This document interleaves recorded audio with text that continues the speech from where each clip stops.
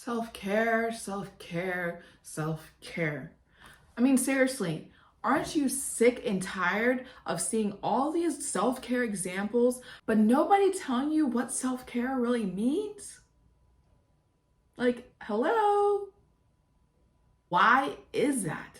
Honestly, I don't know why that is, but it all stops right here because in this video, I'm gonna tell you what self-care really means.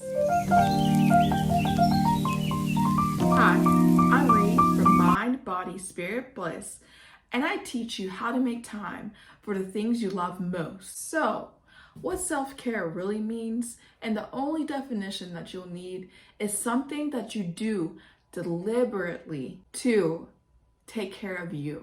There are 9 different types of self-care that encompasses every aspect of your life. They are emotional self-care, psychological self-care, professional self-care, environmental self-care, physical self-care, spiritual self-care, social self-care, and financial self-care. Self-care is all about taking time out of your busy day and just checking in with yourself. Like just saying, hey, how are you doing? How are things going today? How are you feeling? It's about knowing how to replenish yourself. Self-care is about taking a proactive stance on life so that you're never low on energy and that you never feel like you're ready to give up and throw in the towel. Because as a mom, we all go through that. It's a struggle each and every day. But with self-care, you know how to fill yourself back up so that way tomorrow is a better day. Self-care is about being there for yourself, like how you're always there for others. You are important. You have to do things that uplift you and recharge you. You can't keep doing everything for everybody else without doing something for yourself. But self-care is different for everyone. You see people up getting manicures and pedicures or their hair done or taking baths, but maybe none of that stuff does anything for you. Maybe you're more into reading a book. Maybe you're more into starting a business. Maybe you're more into sewing or crocheting. Maybe you're more into working out. You have to try different things to see what works for you, to see what makes you feel better.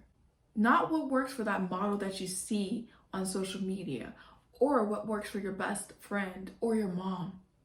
You have to figure out what works for you and what makes you feel better. But you have to remember, self-care isn't harmful. So no matter how fun it may be to get drunk, that's not self-care.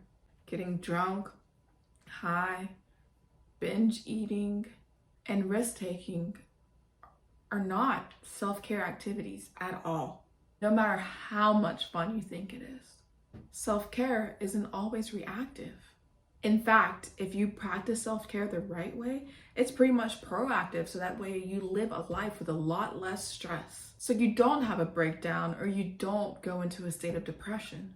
If you practice self-care the right way, your cup should remain full or nearly full, so that you continue to be the best for others and most importantly for yourself. Because if you're not there, how can you help anyone else?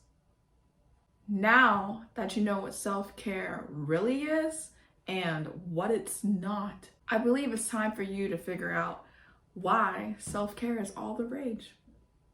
I dare you to figure out why self-care is important and how it can impact your life. Are you in? Let me know in the comments. If you enjoy this topic and would love to learn more, subscribe to my channel and click that bell so that you're notified of any new videos that I post.